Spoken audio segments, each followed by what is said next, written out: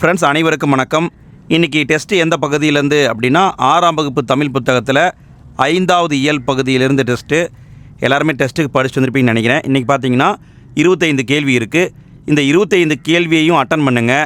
Attend பண்ணி முடிச்சுட்டு எத்தனை கேள்விக்கு கரெக்டான ஆன்சர் போட்டீங்க, எத்தனை கேள்விக்கு தப்பான ஆன்சர் போட்டீங்க, ஏன் தப்பு பண்ணீங்க, அதாவது கேர்லெஸ் மிஸ்டேக் பண்ணிங்களா இல்லை மறந்து போச்சா, என்ன ரீசனால் தப்பு பண்ணீங்க அப்படிங்கிறதையும் மறக்காமல் கமெண்டில் போட்டுவிடுங்க.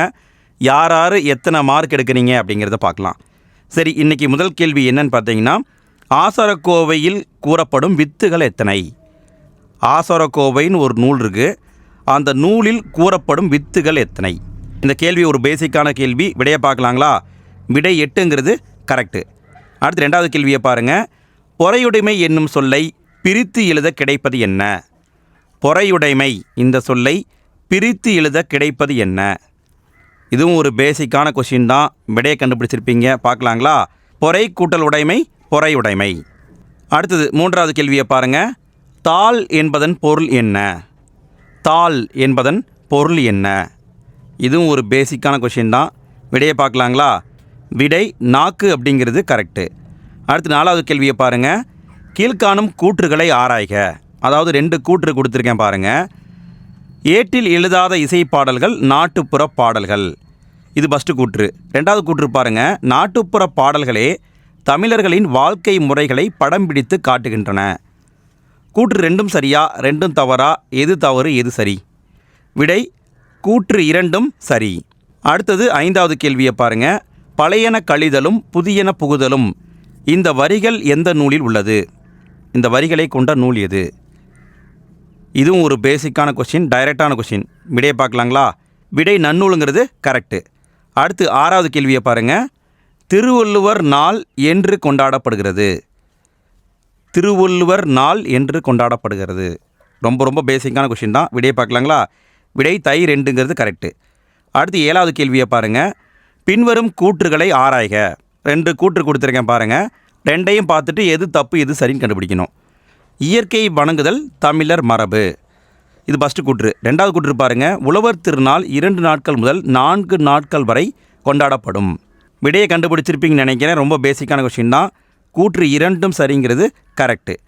அடுத்து 8வது கேள்வியை பாருங்கள். 2018ஆம் ஆண்டுக்கான திருவள்ளுவர் ஆண்டு எது?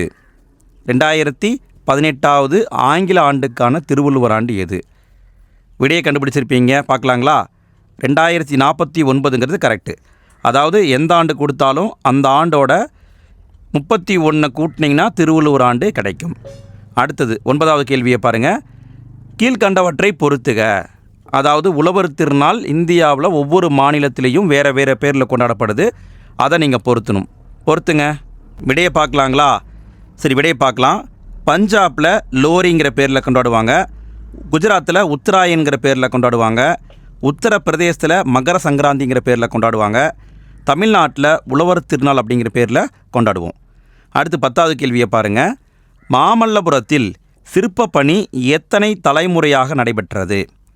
மாமல்லபுரத்தில் சிற்ப பணி எத்தனை தலைமுறையாக நடைபெற்றது? இது டைரெக்டான கேள்வி. விடையை பார்க்கலாங்களா? விடை 4ங்கிறது கரெக்டு. அடுத்து 11வது கேள்வியை பாருங்கள். மாமல்லன் என்னும் சிறப்பு பெயரை பெற்றவர் யார்? மாமல்லன் என்னும் சிறப்பு பெயரை பெற்றவர் யார்? டைரெக்டான கேள்வி. விடையை பார்க்கலாங்களா? முதலாம் நரசிம்மவர்மன். அடுத்து 12வது கேள்வியை பாருங்கள். மாமல்லனின் காலம் என்ன?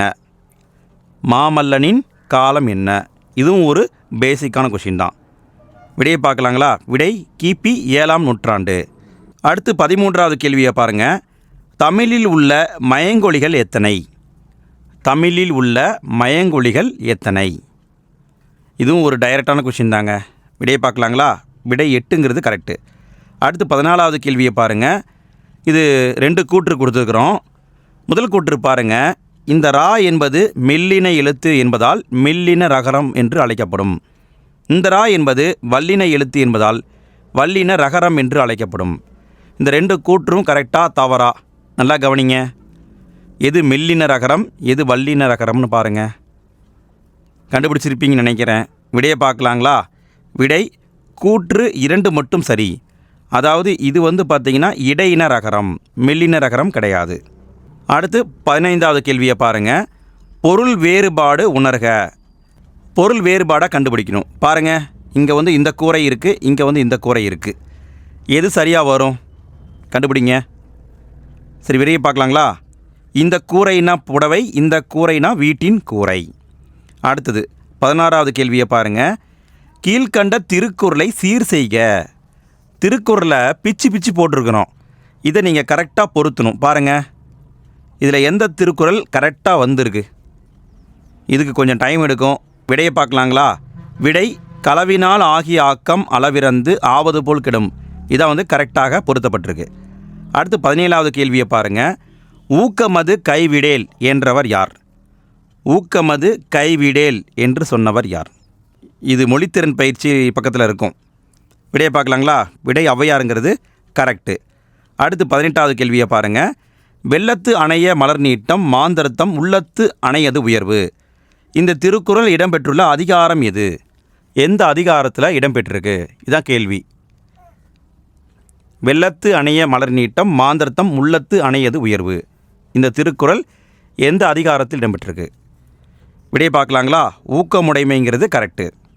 அடுத்து 19வது கேள்வியை பாருங்கள். சிற்பக்கலை வடிவமைப்பு எத்தனை வகைப்படும்? சிற்பக்கலை வடிவமைப்பு எத்தனை வகைப்படும்? டைரெக்டான கேள்வி. விடையை பார்க்கலாங்களா? 4 வகைப்படும்.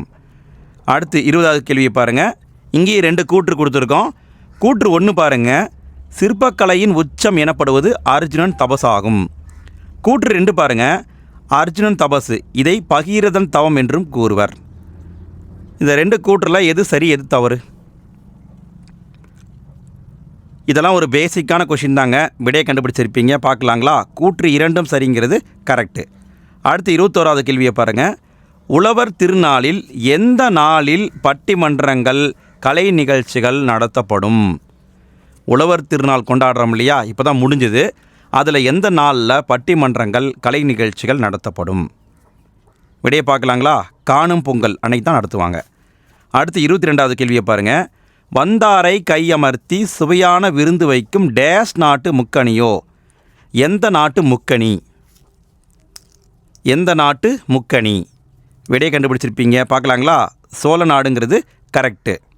அடுத்து 23வது கேள்வியை பாருங்கள். நன்றி அறிதல் பொறையுடைமை இன்சொல்லோடு இந்த வரியில் இடம்பெற்றுள்ளது என்ன? மோனையா, எதுகையா, இயைபா, அந்தாதியா? எது இடம்பெற்றிருக்கு? இது ஒரு பேசிக்கான கொஷின் தாங்க. விடையை பார்க்கலாங்களா? விடை வந்து எதுகை வந்திருக்கு. இங்கே வந்து இன் வந்திருக்கு, இங்கே வந்து இன் வந்திருக்கு. 2ஆம் எழுத்து ஒன்றி வந்தால் எதுகை. அதுவே இறுதி எழுத்து ஒன்றி வந்தால் என்ன? இதுக்கான பதிலை கமெண்டில் போட்டு விடுங்க. அடுத்து 24வது கேள்வியை பாருங்கள். ஃப்ரெண்ட்ஸ், இவ்வளோ நேரம் நீங்கள் வீடியோவை பொறுமையாக பார்த்ததுக்கு நன்றி. இதே மாதிரி நிறைய டெஸ்ட்டை நாங்கள் கண்டக்ட் பண்ண போகிறோம். அதுக்கு உங்களுடைய சப்போர்ட் அப்படிங்கிறது தேவைப்படுது. நீங்கள் எப்படி சப்போர்ட் கொடுக்கலாம் அப்படின்னா, இந்த வீடியோவுக்கு லைக் போடுங்க. ப்ளஸ் இந்த வீடியோ எப்படி இருந்ததுங்கிறத கமெண்ட்டில் போடுங்க. உங்களுடைய நண்பர்களுக்கு ஷேர் பண்ணுங்கள். அப்படி தான் நீங்கள் எங்களுக்கு ஹெல்ப் பண்ண முடியும். மறக்காமல் பண்ணிவிடுங்க. 24வது கேள்வியை பாருங்கள். ஆசாரக்கோவையில் உள்ள பாடல்களின் வகை என்ன? ஆசாரக்கோவையில் என்ன டைப்பான பாட்டு இருக்குது? இதுதான் கேள்வி. விடையை பார்க்கலாங்களா? விடை வந்து வெண்பா டைப்பான பாட்டு இருக்குது. அடுத்து 25வது கேள்வியை பாருங்கள். கடைசி கேள்வி. 2 கூற்று கொடுத்துருக்குறோம். முதல் கூற்றை பாருங்கள். ஆசாரக்கோவையின் ஆசிரியர் பெருவாயின் மொழியார். 2வது கூற்று பாருங்கள். ஆசாரக்கோவை என்பதற்கு நல்ல பண்புகளின் தொகுப்பு என்பது பொருள். 2 கூற்றும் சரியா தவறா? எது சரி எது தவறு? கண்டுபிடிச்சிட்டிங்களா? விடையை பார்க்கலாங்களா? விடை கூற்று 1 மற்றும் கரெக்டு. 2வதுல என்ன தப்புன்னா, நல்ல பண்புகளுடைய தொகுப்பு கிடையாது, நல்ல ஒழுக்கங்களின் தொகுப்பு. ஃப்ரெண்ட்ஸ், 6ஆம் வகுப்பு இயல் 6க்கான டெஸ்ட்டு நாளைக்கு நைட்டு 9 மணிக்கு நடக்கும். மறக்காமல் படிச்சுட்டு வந்து அட்டன் பண்ணுங்கள். இது வரைக்கும் நடந்த மற்ற 5 இயலையும் நீங்கள் டெஸ்ட்டாக போட்டு பார்க்கல அப்படின்னா அந்த வீடியோக்கான லிங்க்கு இந்த வீடியோக்கு கீழே டிஸ்கிரிப்ஷன்லேயும் ஃபஸ்ட்டு கமெண்ட்லேயும் இருக்குது. கிளிக் பண்ணி எல்லா டெஸ்ட்டையும் அட்டன் பண்ணி பாருங்கள்.